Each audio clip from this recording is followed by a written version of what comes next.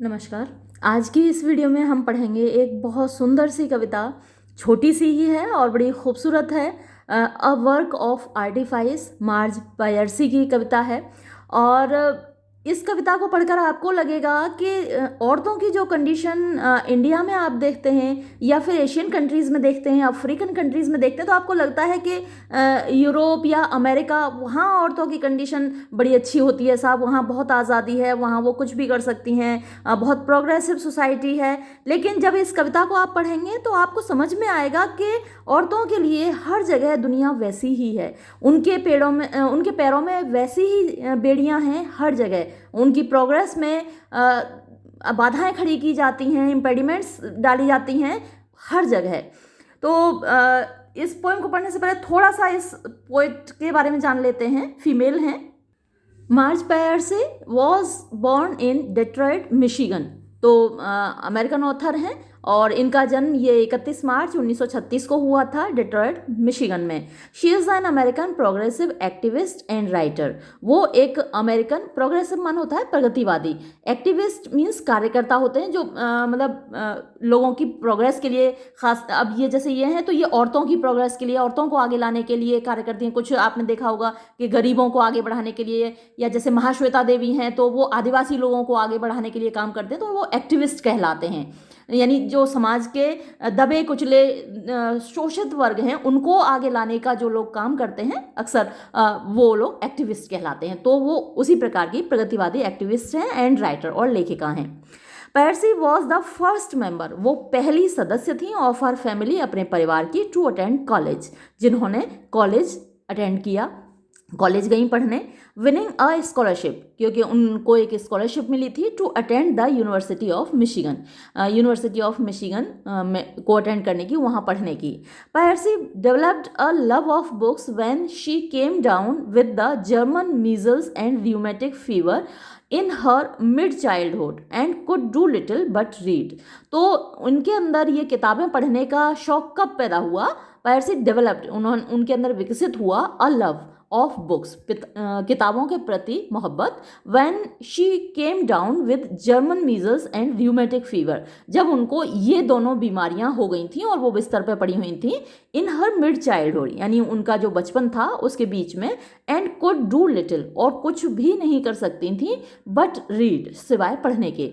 It taught me that there is a different world there, इसने मुझे सिखाया कि जो किताबें हैं उनमें एक अलग ही दुनिया है ना। There is a different world, एक अलग ही दुनिया है, देयर वहाँ पर, यानी कि बुक्स में, किताबों में। Piercy married to her current husband, तो इन्होंने, जो उनके पति हैं इराबोर्ड, उनसे शादी की। लिव्स इन वेलफ्लीट, MA, और इस जगह पर वो रहती हैं। पायर्सी डिजाइन्ड देयर होम, उन्होंने अपना घर खुद ही डिज़ाइन किया। Where the couple have been living since 1970, जहाँ पर ये लोग 1970 से रह रहे हैं। Her work includes woman on the edge of time, तो उनकी रचनाओं में ये बुक्स शामिल हैं, woman on the edge of time, he she and it, which won the 1993 Arthur C Clarke award. तो ही शी एंड इट के लिए उनको ये अवार्ड मिला था, Arthur C Clarke award. And gone to soldiers, ये भी उनकी रचना है, a New York Times best seller and a sweeping historical novel set during world war second. तो ये बेस्ट सेलर नॉवल है, और ये क्या है, एक थॉरो हिस्ट्री है, जिसमें एक उपन्यास है, नॉवल है, हिस्टोरिकल नॉवल है, ऐतिहासिक उपन्यास है, जो कि वर्ल्ड वॉर सेकंड के ड्यूरिंग सेट किया है, यानी उसमें जो कहानी है वर्ल्ड वॉर सेकंड के दौरान की है। Piercy's work is rooted in her Jewish heritage, communist social and political activism and feminist ideals. तो उनकी जो रचनाएं हैं, इज रूटेड माने उनकी जड़ें हैं कहाँ पर? हर ज्यूइश हेरिटेज, उनकी जो यहूदी हेरिटेज है, विरासत है, कम्युनिस्ट, मतलब वो कम्युनिस्ट हैं, सोशल एंड पॉलिटिकल एक्टिविज्म, सामाजिक और राजनीतिक एक्टिविज्म में उनकी जड़ें हैं, एंड फेमिनिस्ट आइडियल्स, और वो नारीवादी उनके आदर्शवाद हैं, यानी स्त्रियों को, औरतों को आगे बढ़ाने की कोशिश करते हैं, ये उनका आदर्श है। Why has the poet chosen the metaphor of a bonsai tree. अब ये बात आती है इस कविता की। जो कविता आप पढ़ने चाह रहे हैं इसमें एक बोनसाई ट्री का मेटाफर है, रूपक है। बोनसाई पेड़ आपने देखे होंगे, लोगों के ड्राइंग रूम में होते हैं, छोटे छोटे से पेड़ होते हैं। उनको काट छांट कर ऐसा सजाने के हिसाब से बहुत छोटा कर दिया जाता है, साइज उनको छोटा कर दिया जाता है। Bonsai means a loss of growth and freedom. तो बोनसाई का मतलब है जब आपकी ग्रोथ यानी आपका बढ़ना रुक जाता है और फ्रीडम आपकी आज़ादी रुक जाती है। ये सब चीज़ें, दोनों चीज़ें जब आप खो देते हैं तो बोनसाई बनते हैं। It also implies life without space to grow. इसका मतलब है कि एक ऐसी ज़िंदगी जिसमें कोई स्पेस नहीं है ग्रो करने का, आगे बढ़ने का। तो जो बोनसाई ट्री है वो औरतों को रिप्रेजेंट करता है। औरतों को भी किसी भी समाज में एक स्पेस नहीं दिया जाता उनको आगे बढ़ने का। हालांकि अभी शिक्षा फैल रही है, उनको शिक्षित किया जा रहा है, नौकरियां कर रही हैं, हर फील्ड में जा रही हैं, लेकिन कहीं ना कहीं वो पैट्रियार्कल सोसाइटी की जो मानसिकता है वो दिखाई दे ही जाती है। आप कहीं भी देखिए वो महसूस आपको होगा। तो यहाँ अब ये तो अमेरिकन ऑथर हैं और इनके मुंह से जब आप ये बात सुनेंगे तो आपको और ज़्यादा ये बात महसूस होगी। Through out a work of artifice. तो ये जो कविता है, इस पूरी कविता के दौरान एन एक्सटेंडेड मेटाफर, एक मतलब फैला हुआ मेटाफर है, यानी शुरू से लेकर आखिर तक एक मेटाफर चलता है, रूपक चलता है, of a bonsai tree is use. तो एक बोनसाई ट्री का पेड़ का मेटाफर यहाँ प्रयोग किया गया है। The bonsai tree represents a woman. तो ये जो बोनसाई ट्री है ये एक महिला को रिप्रेजेंट करता है, यानी औरतें जो हैं वो एक बोनसाई ट्री की तरह हैं। The poet questions. तो जो कवित्री हैं वो सवाल खड़ा करती हैं, if women were just materials for interior decoration, कि क्या औरतें सिर्फ मटेरियल हैं, कोई वस्तु हैं जिनको के घर के अंदर रखा जाए सजावटी तौर पर, सजावट के लिए। Women were expected to remain confined to the interiors and do the household task. तो औरतों से ये उम्मीद की जाती है, विमेन वर एक्सपेक्टेड, औरतों से उम्मीद की जाती थी, टू रिमेन कन्फाइंड, कि वो सीमित रहें, अपनी सीमाओं में रहें, अपनी हदों में रहें, टू द इंटीरियर्स यानी घर के अंदर, and do the household task, और घर के कामों को करें, खाना पीना पकाएं, बच्चों की देखभाल करें, घर की देखभाल करें, यही काम करें वो। They were expected to understand their limits. उनसे ये उम्मीद की जाती थी कि वो अपनी हदों को समझें, एंड रिमेन और रहें, टाइटली टाइट यानी कसकर बंधी रहें, टू देयर रेस्पॉन्सिबिलिटीज अपनी जिम्मेदारियों से, और देयर रूट्स और अपनी जड़ों से। अ बोनसाई ट्रीज रूट्स, एक बोनसाई पेड़ की जड़ें, एंड ब्रांचेस और उसकी शाखाएं, आर प्रून्ड उनको काटा जाता, छांटा जाता है, एंड टाइटली टाइड और कसकर बांध दिया जाता है, so it does not grow to its real size, ताकि वो अपने रियल साइज तक ना बड़े हों, है ना। इस तरीके से उनको काटा छांटा जाता है और बांध दिया जाता है कि वो उनका जो वास्तविक साइज है उस तक वो बड़े नहीं होते, छोटे छोटे रह जाते हैं। द बोनसाई ट्री, बोनसाई पेड़, इन द अट्रैक्टिव पॉट, एक बड़े आकर्षक पॉट में, मर्तबान में या फिर एक गमले में।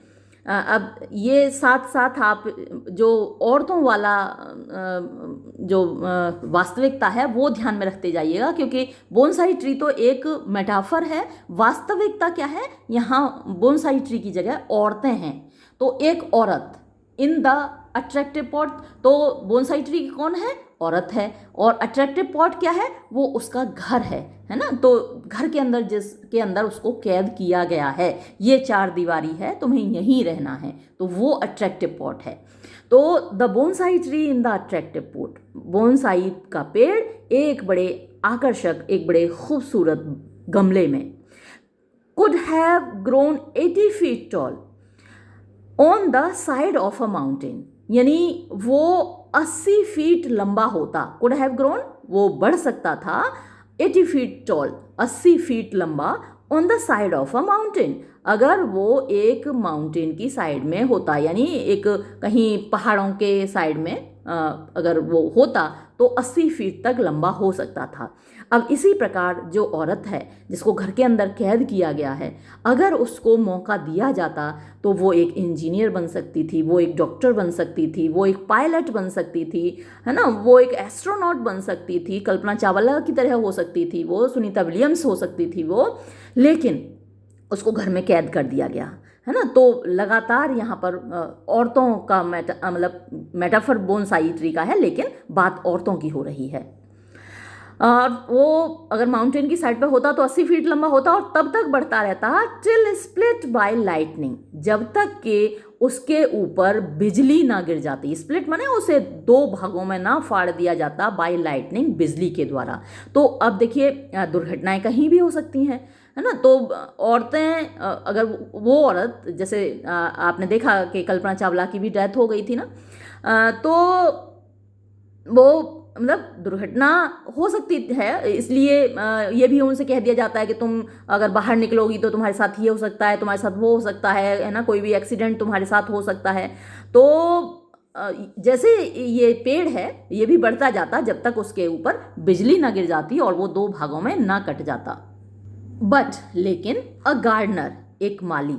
अब यहाँ जो गार्डनर है पेड़ के केस में तो ये माली हुआ, और औरतों के केस में उनका पिता है या उनका पति है ना, भाई लोग होते हैं। तो ये सब उनको आगे बाहर निकलने से रोकते हैं कि नहीं, तुम्हें नहीं पढ़ने जाना है, कॉलेज नहीं जाना है, वहाँ पर ये होता है, वहाँ पर ये हो सकता है, ऐसा हो सकता है, रास्ते में ये हो सकता है। तो बट अ गार्डनर, लेकिन एक माली केयरफुली, बड़ी सावधानी से प्रून्ड इट, उसने इसको छांट दिया, है ना, बोनसाई ट्री, इसको पेड़ को छांट दिया। ये मतलब बरगद का पेड़ है और उसको छांट दिया बड़ी सावधानी से। तो पिताजी ने बच्ची को नहीं स्कूल जाने दिया, रोक दिया। फिर शादी हो गई तो पति ने नहीं निकलने दिया, उनको रोक दिया, बड़ी सावधानी से उनको प्रून कर दिया, छांट दिया, उनके जो कदम थे वो रोक दिए। इट इज़ 9 इंचेस हाई, और अब वो कितना है, सिर्फ 9 इंच का है। यानी जो पेड़ 80 फीट का हो सकता था वो सिर्फ 9 इंचेस हाई है। तो अब वो औरत सिर्फ झाड़ू पोंछा कर सकती है, खाना बना सकती है, बच्चे संभाल सकती है, बस इतना काम कर सकती है। यानी 9 इंचेस हाई है, बस इतना काम वो कर सकती है। ना वो कार चला सकती है, ना वो एरोप्लेन उड़ा सकती है, ना वो स्पेसशिप चला सकती है, ये सब नहीं कर सकती, क्योंकि अब वो सिर्फ 9 इंचेस हाई है। Every day as he whittles back the branches, every day, हर दिन, एज ही, जब वो, अब ही यहाँ कौन है, वो माली। वो माली क्या करता है, हर दिन आता है और क्या करता है, विटल्स बैक, यानी जैसे ही थोड़ी सी शाखाएं निकलती हैं या जड़ें बढ़ती हैं पेड़ की, तो उनको विटल्स बैक, विटल माने काट देता है, छोटे छोटे टुकड़े उसके वापस काट देता है। द ब्रांचेस, शाखाएं, शाखाओं को वापस काट देता है। जरा सी बढ़ी, है ना, देखा कि लड़की बाहर निकलने की कोशिश कर रही है, पढ़ने की कोशिश कर रही है, प्रोग्रेस करने की कोशिश कर रही है, या फिर पति ने अगर देखा कि उसकी पत्नी बाहर कुछ प्रोग्रेस करने की कोशिश कर रही है, तो वापस वो उसको डांट लगाता है और कहीं कहीं तो मार भी लगाता है, और वापस उसके उन शाखाओं को काट देता है। तो every day as he whittles back the branches, तो हर दिन जब वो वापस काट रहा होता है ब्रांचेस को, शाखाओं को जो कि पेड़ ने आगे बढ़ा दी हैं, तब द गार्डनर, माली, क्रून्स, क्रून्स माने भनभनाता है, मतलब जड़ें काटता जाता है और भनभनाता जाता है। देखा होगा तो पिताजी फिर कैसे भनभनाते हैं या पति लोग कैसे भनभनाते हैं। इट इज़ योर नेचर, तुम्हारी नेचर ये है, तुम्हारी प्रकृति ही ये है। यानी औरतें इसी चीज़ के लिए बनी हैं भाई, और ये तो औरतों की नेचर है, भगवान ने ऐसा बनाया है, सॉफ्ट बनाया है, नाजुक बनाया है, कमज़ोर बनाया है। इट इज़ योर नेचर, ये तुम्हारी प्रकृति है। टू बी स्मॉल, छोटा होना, एंड कोजी, कोजी होता है मतलब कंफर्टेबल रहना, आराम से घर में रहना। बाहर धूप है, बारिश है, सर्दी है, तूफान है ना, तो कितनी चीज़ें हैं, तो घर में रहना, कंफर्टेबल रहना, आराम से रहना, ये तुम्हारी नेचर है। डोमेस्टिक माने घरेलू रहना, एंड वीक और कमज़ोर रहना, तो ये तुम्हारी नेचर है। तो पेड़ के केस में माली उसके शाखाओं को छांटता जाता है और भन बनाता जाता है, और औरतों के केस में उनके पिताजी या उनके पतिदेव भन बनाते जाते हैं, कहते जाते हैं कि तुम्हें घर में रहना है, तुम इसी के लायक हो, घर में रहने के लायक हो। औरतों को भगवान ने ऐसे ही बनाया। औरतें भी कहीं ये काम करती हैं, कोई भी काम अगर करने चली हैं दुनिया में, कहूँ देखिए औरतें मुझे काम करती हैं, औरतें कहूँ गाड़ी चलाती हैं, जबकि चला रही हैं। तो ये उनकी कहने का तरीका होता है।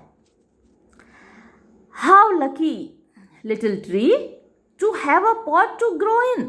अरे कितने खुशनसीब हो तुम छोटे से पेड़। ये आपने देखा होगा पति लोगों को कहते हुए, अरे शुक्र मनाओ बता हमसे शादी भई, है ना, शुक्र मनाओ जो इस घर में आ गई, है ना, और कहीं होती तो पता चलता।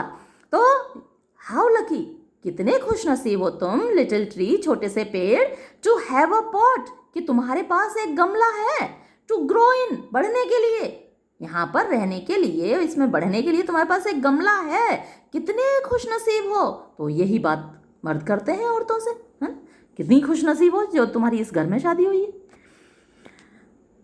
With living creatures one must begin very early। अब जो लिविंग क्रीचर्स हैं यानी जो इंसान हैं, उनके साथ वन मस्ट बिगिन, शुरुआत करनी होती है वेरी अर्ली, बहुत जल्दी, है ना। तो यही पेड़ों के साथ भी है, अगर बोनसाई बनाना है तो बहुत जल्दी शुरुआत करनी है। और लिविंग पेड़ भी तो लिविंग क्रीचर्स ही हैं, तो ये लिविंग क्रीचर्स हैं, इनके साथ बहुत जल्दी शुरुआत करनी पड़ती है, वरना तो फिर हाथ से निकल जाते हैं ये। तो क्या है, विद लिविंग क्रीचर्स, जीवित प्राणियों के साथ वन मस्ट बिगिन, ये व्यक्ति को शुरू करना होता है वेरी अर्ली, बहुत जल्दी, टू ड्वार्फ, छोटा करने के लिए, कसने के लिए, लगाम लगाने के लिए, देयर ग्रोथ, उनकी बढ़वार पर, वरना तो भैया कहाँ से कहाँ पहुँच जाएंगे ये क्या कर डालेंगे ये। तो उनको कस के, लगाम कस के कंट्रोल में रखना होता है। The bound feet, the crippled brain, the hair in colours, the hands you love to touch. तो क्या क्या करना है उनको कंट्रोल में करने के लिए, टू ड्वार्फ देयर ग्रोथ, उनकी बढ़वार को कम करने के लिए, द बाउंड फीट, उनके कदमों को बांधना होता है, द क्रिपल्ड ब्रेन, और उनके दिमाग को बांधना होता है। सबसे बड़ी बात, दिमाग को बांधना सबसे ज़्यादा ज़रूरी होता है। जितने भी आप देखते होंगे कि जो वैसे ग्रुप हैं जो मतलब क्राइम कराने वाले ग्रुप्स हैं, वो पहले ब्रेन वॉश करते हैं। तो सारे फसाद की जो जड़ है ना, वो ब्रेन है पहले। तो इस ब्रेन पे कब्जा करना होता है, औरतों के ब्रेन को बचपन से क्रिपल करना होता है। क्रिपल माने अपाहिज बनाना होता है कि तुम लड़की हो, तुम्हें अपनी हदों में रहना है, तुम्हें सिर्फ ये करना है, तुम्हें सिर्फ घर में रहना है, तुम्हें सिर्फ खाना बनाना सीखना है, तुम्हें फुटबॉल नहीं खेलनी है, तुम्हें क्रिकेट नहीं खेलना है, तुम्हें घर से बाहर नहीं जाना है, तुम्हें साइकिल नहीं चलानी है, बाइक तो बिल्कुल नहीं चलानी है ना। तो ये क्रिपल्ड ब्रेन, अपाहिज बनाना है दिमाग को। शरीर तो अपने आप अपाहिज हो जाता है फिर, है ना। अगर एक एज तक आप स्कूटर बाइक चलाना मत सीखिए, तो कुछ एज के बाद तो आप चला ही नहीं सकते, है ना। आपने सीख लिया, एक एज होती है, तो आपको क्रिपल कर दिया जाता है, अपाहिज बना दिया जाता है कि आप वो काम कर ही नहीं सकते, है ना। दिमाग ऐसा बना दिया आपको।